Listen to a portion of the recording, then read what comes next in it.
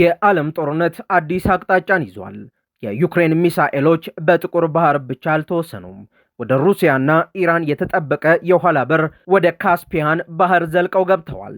በካስፒያን ባህር ላይ በምትጓዘው የኢራን የንግድ መርከብ ላይ የተፈጸመው ድንገተኛ ጥቃት ሞስኮና ቴሄራንን አስቆጥቷል። ሩሲያ ድርጊቱን በኢራን ላይ የተፈጸመ የቀጥታ ጥቃት ስትል ስትዝት፣ ኢራንም ያለምላሽ አይቀርም ብላለች። በሌላ በኩል ፕሬዝዳንት ዜሌንስኪ ሩሲያ ለኢራን የሳተላይት የስለላ መረጃዎችን አሳልፋ እየሰጠች ነው ሲሉ ከባድ ክስ አቅርበዋል። ለመሆኑ ዩክሬን የካስፒያን ባህርን በመምታት የሩሲያንና የኢራንን የጦር መሳሪያ አቅርቦት ለመቁረጥ የወሰደችው እርምጃ የቀጠናውን ጦርነት ወደ ዓለም አቀፍ ፍልሚያ ይለውጠዋል? አሜሪካና እስራኤል በኢራን ላይ የከፈቱት ዘመቻ ከሽፏል በሚለው የኢራን አብዮታዊ ዘብ መግለጫ ጀርባ ያለው እውነት ምንድን ነው? የዛሬው አሳሳቢና ያልተሰሙ ሰበር መረጃዎችን ይዘንላችሁ ቀርበናል። እስከ መጨረሻው አብራችሁን ቆዩ። እናንተ ደግሞ ቪዲዮዎቻችን ወደ ብዙ አድማጭ ተመልካቾች ይደርስ ዘንድ ቪዲዮውን ላይክ፣ ኮመንት እና ሼር በማድረግ ጀምሩት።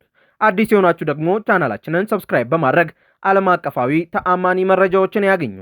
በካስፒያን ባህር በኢራን መርከብ ላይ የተፈጸመው የዩክሬን ጥቃት በኢራን ላይ የተፈጸመ ጥቃት ነው ስትል ሩሲያ ገልጻለች። በካስፒያን ባህር ላይ በምትጓዘው የኢራን የንግድ መርከብ ላይ የዩክሬን የጦር ኃይሎች በፈጸሙት የርቀት የሚሳኤል ጥቃት ሳቢያ የተፈጠረውን ቀውስ ሩሲያና ኢራን በጽኑ ኮንነዋል። ሩሲያ ድርጊቱን በኢራን ላይ የተፈጸመ የቀጥታ ጥቃት ስትል የገለጸችው ሲሆን በቴሄራንና በሞስኮ በኩል ከፍተኛ የዲፕሎማሲ ተቋሙና ማስጠንቀቂያ ተሰጥቷል። እንደ አልጀዚራ ዘገባ ከሆነ ጥቃቱ የተፈጸመው ከሩሲያ አስትራካን ግዛት ተነስታ በካስፒያን ባህር ላይ በመጓዝ ላይ በነበረች የኢራን የንግድ መርከብ ላይ ነው።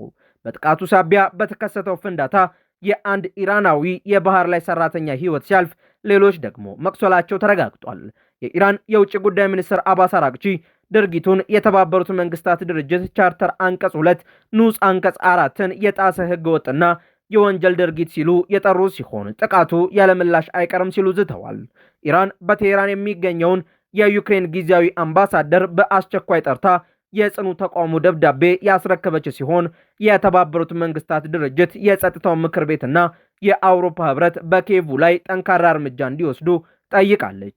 የሩሲያው የውጭ ጉዳይ ሚኒስትር ሰርጌይ ላቭሮቭ በበኩላቸው የተከሰተው አደጋ የዩክሬን አደገኛ ወታደራዊ ትንኮሳ አካል ነው በማለት ለኢራን ማጽናኛቸውን ገልጸዋል።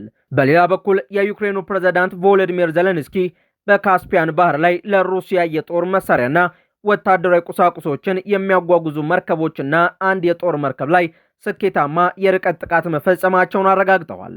ዜሌንስኪ ከሩሲያ መንግስት ለኢራን በመካከለኛው ምስራቅ ለሚገኙ እንቅስቃሴዎቿ የሳተላይት የስለላ መረጃዎችን አሳልፎ የሰጠ ነው ሲሉም ከሰውታል። የዩክሬኑ የውጭ ጉዳይ ሚኒስትርም ኢራን ለሩሲያ የሻሂድ ድሮኖችን በማቅረብ ለጦርነቱ ቀጥተኛ ተባባሪ ስለሆነች የተጎጂነት ካርድ ልታነሳ አትችልም ሲሉ የቴሄራንን ክስ ውድቅ አድርጎታል። እስካሁን ባለው ሂደት የዩክሬንና የሩሲያ የባህር ላይ ወታደራዊ ግጭት በጥቁር ባህር ቀጠና ላይ ብቻ የተወሰነ ነበር። የዩክሬን ድሮኖችና ሚሳኤሎች የካስፒያን ባህርን ያህል ረጅም ርቀት ተሻግረው ጥቃት ማድረሳቸው የጦርነቱን መልክዓ ምድር በከፍተኛ ሁኔታ አስፋፍቶታል። ካስፒያን ባህር ከዚህ በፊት ከዩክሬን ቀጥተኛ ጥቃት የተጠበቀና ደህንነቱ የተረጋገጠ የሩሲያና የኢራን የኋላ በር ተደርጎ ይታሰብ የነበረ ቢሆንም አሁን ግን አዲስ የምዕራብና የምስራቅ ግጭት ግንባር ሆኖ ብቅ ብሏል። የካስፒያን ባህር በሩሲያና በኢራን መካከል የሚካሄደው ዓለም አቀፍ የሰሜን ደቡብ የትራንስፖርት ኮሪደር ዋና መስመር ነው። ሩሲያ ከምዕራባውያን ማዕቀብ ማምለጫ አድርጋ የምትጠቀመውና ከኢራን የጦር መሳሪያዎችን በተለይም ድሮኖችንና ሚሳኤሎችን የምታስገባው በዚህ ባህር አቋራጭ የንግድ መርከቦች ነው። ዩክሬን ይህንን መስመር ኢላማ ማድረጓ የሩሲያን የጦር መሳሪያ አቅርቦት ሰንሰለት ለመቁረጥና በኢራን ላይም ቀጥተኛ ወታደራዊና ኢኮኖሚያዊ ጫና ለመፍጠር ያለመ ስትራቴጂካዊ እርምጃ ነው። ኢራን በአሁኑ ወቅት በደቡብ በኩል በፋርስ ባህረ ሰላጤ፣ በሆርሙዝ ወሰንና በኤደን ባህረ ሰላጤ ከአሜሪካ ከእስራኤልና ከምዕራባውያን ኃይሎች ጋር ከፍተኛ የባህር ላይ ውጥረትና ከበባ ውስጥ ትገኛለች። አሁን ደግሞ በሰሜን በኩል በካስፒያን ባህር የንግድ መርከቦቿ ጥቃት ማስተናገዳቸውን ተከትሎ በሀገሪቱ የባህር ላይ የንግድና ደህንነት ላይ ባለ ሁለት አቅጣጫ ከፍተኛ ስጋት ፈጥሮባታል። ይህ ሁኔታ ኢራን በቀጠናው የምታደርገውን ወታደራዊ እንቅስቃሴና ኢኮኖሚያዊ መረጋጋት የበለጠ አወሳስቦታል።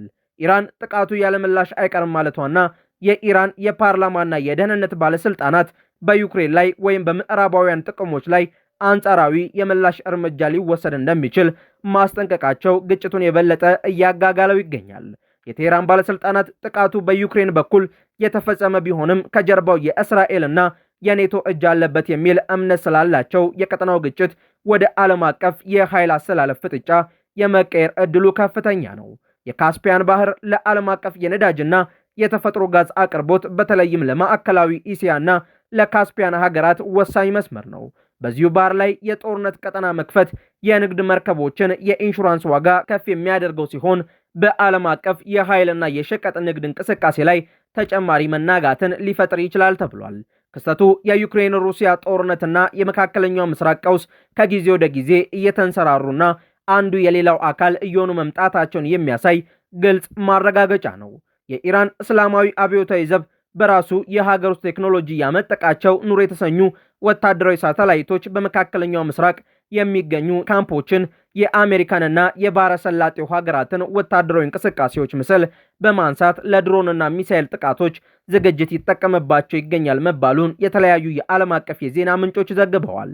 በቅርቡ የወጡ የደህንነትና የመገናኛ ብዙሃን ዘገባዎች እንደሚጠቁሙት የኢራን ባለስልጣናት ኑር 1፣ ኑር 2 እና ኑር 3 ሳተላይቶችን የአሜሪካንን የአልኡዴይድ እና በባህሬን የሚገኘውን የአሜሪካ የባህር ኃይል ግዙፍ መሠረተ ልማቶችን ጨምሮ የበርካታ ስትራቴጂካዊ ቦታዎችን የሳተላይት ምስሎች በስኬት መሰብሰባቸውን ገልጸዋል። ኢራን በራሷ ሳተላይቶች የምታገኛቸው ምስሎች የጥራት ገደብ እንዳለባቸው የገለጹ ምዕራባውያን ወታደራዊ ተንታኞች ቴሄራን ይበልጥ ትክክለኛ ለሆኑ ጥቃቶች የውጭ ሀገራትን እገዛ ትፈልጋለች ሲሉ እየተከራከሩ ይገኛሉ። የዩክሬኑ ፕሬዝዳንት ቮሎዲሚር ዜሌንስኪ ይፋ ባደረጉት መግለጫ ሩሲያ በባህረ ሰላጤው ሀገራት በሚገኙ የዩናይትድ ስቴትስ ወታደራዊ ቤዞች ላይ የሳተላይት ቅኝት በማካሄድ ያገኘችውን ዝርዝር ምስልና የስለላ መረጃ ለኢራን አሳልፋ እየሰጠች ነው ሲሉ ከሰዋል። እንደ ዜሌንስኪ ገለጻ ሩሲያ ሳተላይቶቿን ወደ እነዚህ ቤዞች ያቀናችበት ጊዜና ኢራን ጥቃት የሰነዘረችበት የጉዳት መጠን የገመገመችበት ወቅት ቀጥተኛ ግንኙነት አለው። የአሜሪካ የመከላከያ ሚኒስትር ፔት ሄግሴት በካፒቶል ሂል በተደረገ ምስክርነት የተጋጣሚ ሀገራት ማለትም ሩሲያ፣ ቻይናና ኢራን ህብረት እያደገ መምጣቱን አረጋግጠው የጥቃቱን የስለላ ድጋፍ ጥልቀት በሚስጥር የተያዘ ቢሆንም ኢራን በተለያየ ደረጃ ድጋፍ እንደምታገኝ አመልክተዋል። የዩናይትድ ስቴትስ ፕሬዝዳንት ዶናልድ ትራምፕ በበኩላቸው ሩሲያም ሆነች ቻይና ለኢራን የጦር መሳሪያና ቀጥተኛ ወታደራዊ ድጋፍ እንዳይሰጡ ማስጠንቀቂያ መስጠታቸውንና የሞስኮና የቤጂንግ መሪዎች መሳሪያ እንደማያቀርቡ ቃል መግባታቸውን ገልጸዋል። ኢራን ያመጠቀቻቸው ኑር የተሰኙትን ሳተላይቶች ለሀገሪቱ ትልቅ የቴክኖሎጂ ስኬትና የፕሮፓጋንዳ ማበሪያ ቢሆንም በወታደራዊ ረገድ የተወሰነ አቅም ብቻ ነው ያላቸው። የኑር 2 እና የኑር 3 ሳተላይቶች የመሬት ምስል ጥራት ከ4.8 እስከ 15 ሜትር የሚሸፍን ሲሆን ይህም አቅም ትላልቅ ካምፖችንና ህንፃዎችን ለመለየት የሚያስችል ቢሆንም የሚንቀሳቀሱ ተሽከርካሪዎችን ኢላማ መምቻ ነጥቦችን ወይም የራዳር እንቅስቃሴዎችን በደቂቃዎች ልዩነት በትክክል ለመከታተል በቂ አይደለም። ሳተላይቶቹ አነስተኛ በመሆናቸው በምህዋራቸው ውስጥ በቀን በጥቂት አጋጣሚዎች ብቻ ነው አንድን የቦታ አየር ላይ ማለፍ የሚችሉት።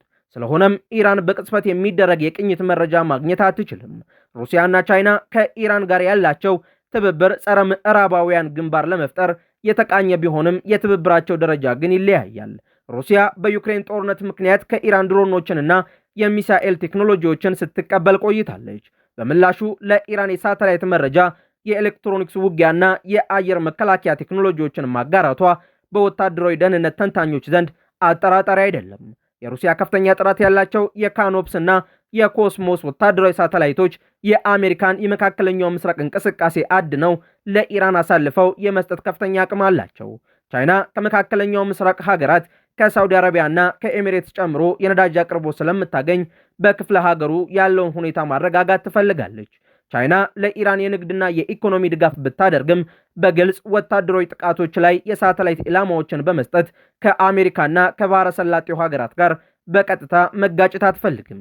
ኢራን ከሩሲያ ጋር የምታደርገው የስለላ መረጃ ልውውጥ በአካባቢው ያለውን የአሜሪካና የኔቶ ወታደራዊ እንቅስቃሴ አደጋ ውስጥ እንደሚጥለውም ተነግሯል። የኢራን ትክክለኛ መምታት የሚችሉ ድሮኖችና ባሊስቲክ ሚሳይሎች ከሩሲያ የሳተላይት ኢላማ መረጃ ጋር ሲቀናጁ የጥቃት ብቃታቸው በከፍተኛ ደረጃ ይጨምራል። ይህ ሁኔታ አሜሪካና የባህረ ሰላጤው ሀገራት የአየርና የጠፈር መከላከያ ስርዓቶቻቸውን በይበልጥ እንዲያጠናክሩና የደህንነት ስጋታቸው ከፍ እንዲያደርጉ አስገድዷቸዋል። በሌላው ሰበር መረጃችን አሜሪካና እስራኤል በኢራን ላይ ሙሉ በሙሉ ስልታዊ ሽንፈት ገጥሟቸዋል ሲል አብዮታዊ ጦሩ አስታውቋል። የአሜሪካ ህብረተሰብና የእስራኤል መንግስት በኢራን ላይ የከፈቱት ሁለንተናዊ ዘመቻ ሙሉ በሙሉ መክሸፉን የኢራን እስላማዊ አብዮታዊ ዘብ ከፍተኛ ባለስልጣናት ገልጸዋል። የኢራን ከፊል መንግስታዊ የዜና ወኪል ፋርስ ኒውስ እንደዘገበው የኮርፑሱ የቅዱስ መከላከያ ሰነዶች ማዕከል ኃላፊ ጀነራል ረመዛን ሸሪፍ በሰጡት መግለጫ ዋሽንግተንና የእስራኤል አስተዳደር ወታደራዊ፣ ፖለቲካዊ፣ ኢኮኖሚያዊና የፕሮፓጋንዳ ኃላፊዎችን በሙሉ ቢያንቀሳቅሱም ያስቀመጡትን አንድም ወታደራዊና ፖለቲካዊ ዓላማ ማሳካት አልቻሉም ብለዋል።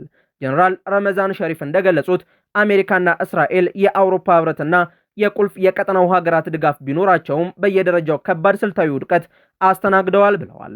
አክለውም ጠላቶቻቸው በኢራን የእስላማዊ ስርዓት ውድቀት ዙሪያ ያስቀመጡት የተሳሳተ ግምትና ግምገማ በዓለም አቀፍ ማህበረሰብ ዘንድ ዋጋ አልባ መሆኑ በፍጥነት መረጋገጡን ገልጸዋል። የኢራን ከፍተኛ ወታደራዊ ባለስልጣናት የሚያወጡት ይህ አይነት መግለጫ ተራ የዜና ዘገባ ሳይሆን ባለብዙ ቅርጽ ስልታዊና የስነ ልቦና ጦርነት አካል ነው። በቀጠናው ከባድ ወታደራዊና ኢኮኖሚያዊ ጫና ባለበት ወቅት እንዲህ ያሉ መግለጫዎች በዋናነት የተዘጋጁት ለኢራን የውስጥ ህዝብና ለኢራን ደጋፊ ኃይሎች ነው። የኢራን መሪዎች ድል ተቀናጅተናል የሚለው ንግግራቸውን ማጠናከራቸው የህዝቡን የጽናት መንፈስ ለማቆየትና በምዕራባውያን ማዕቀብና ጥቃት ምክንያት የሚፈጠረውን የውስጥ አለመረጋጋት ለመግታት እየተጠቀሙበት ይገኛሉ። በተመጣጣኝ ባልሆነ ወታደራዊ ፍልሚያ ውስጥ ድል የሚለካው በተቃራኒ ወገኖች ዘንድ በተለያዩ መስፈርቶች ነው። ለአሜሪካና እስራኤል ድል ማለት የኢራንን ወታደራዊና የኒውክሌር አቅም ማዳከም ወይም በቴሄራን ያለውን ፖለቲካዊ አካሄድ ሙሉ በሙሉ መቀየር ነው። ለኢራን ድል ማለት ደግሞ የጠላትን ጥቃት መቋቋም፣ የስርዓቱን ህልውና ማስጠበቅና ጠላት ያስቀመጣቸውን ዋና ዋና ዓላማዎች እንዳያሳካ ማሰናከል ነው። በመሆኑም የኢራን አብዮታዊ ዘብ አሜሪካና እስራኤል በኢራን ላይ የፈለጉትን የፖለቲካና የደህንነት ለውጥ ማምጣት ባለመቻላቸው እንደ ስልታዊ ሽንፈት ይቆጥሩታል። ባለስልጣኑ የምዕራባውያንና የቀጠናው ሀገራት ጥረት አለመሳካቱን መጥቀሳቸው በቴሄራንና በምዕራባውያን መካከል በሚደረጉ ማናቸውም ድርድሮች ወይም የተኩስ ማቆም ውይይቶች ወቅት ኢራን ጠንካራ የድርድር ቦታ እንዲኖራት ለማስቻል ነው። አሜሪካና አጋሮቿ የኢራንን አቋም በኃይል ማስቀየር እንደማይችሉ በማሳየት የቀጠናው ሀገራት ከቴሄራን ጋር በዲፕሎማሲያዊ መንገድ ብቻ እንዲነጋገሩ የማስገደድ ስልትም ነው። መግለጫው የኢራን የሚዲያ ክፍል አካል በሆነው ፋርስ ኒውስ በኩል መሰራጨቱ ምዕራባውያን የሚረጩትን የደካማነትና የውድቀት ትረካ ለመመከት ታስቦ የተዘጋጀ ነውም ተብሏል። ኢራን በሚሳኤልና በድሮን ጥቃቶቿ ያስመዘገበችውን ወታደራዊ ምላሽ እንደ ዋና ማረጋገጫ በመጠቀም የምዕራባውያንን የደህንነትና የመረጃ የበላይነት ጥያቄ ውስጥ ለማስገባት ያለመ ነውም ተብሏል። የኢራን አብዮታዊ ዘብ መግለጫ የኢራንን ረጅም ጊዜ የተዘረጋ የመከላከልና የመመከት ስልት የሚያንጸባርቅ ነው። ኢራን ራሷን እንደ አሸናፊ በመሳል በምዕራባውያን የሚሰነዘርባትን ወታደራዊና ኢኮኖሚያዊ ጫና ውጤት አልባ ለማድረግና በቀጠናው ያላትን የፖለቲካዊና ወታደራዊ ተጽዕኖ አስከብራ ለመቀጠል የምትጠቀምበት ቁልፍ የፖለቲካ መሳሪያ እንደሆነም ነው የተነገረው። ውድ የአውደ ዓለም የዩቲዩብ ቻናል ተከታታዮቻችን አዳዲስ የተሰሙ ሰበር መረጃዎቻችን እነዚህን ይመስሉ ነበር። በእነዚህ መረጃዎች ላይ ያላችሁን ሀሳብ አስተያየት በኮመንት መስጫው ላይ አስፍሩልን። አዳዲስ መረጃዎችን በፍጥነት ለማግኘትም ቻናላችንን ሰብስክራይብ ማድረጋችሁንና ለሌሎች እንዲዳረስ ላይክና ሼር ማድረጋችሁን እንዳትረሱ። በሌላ መረጃ ዳግም እስከምንገናኝ ሰላም ቆዩን።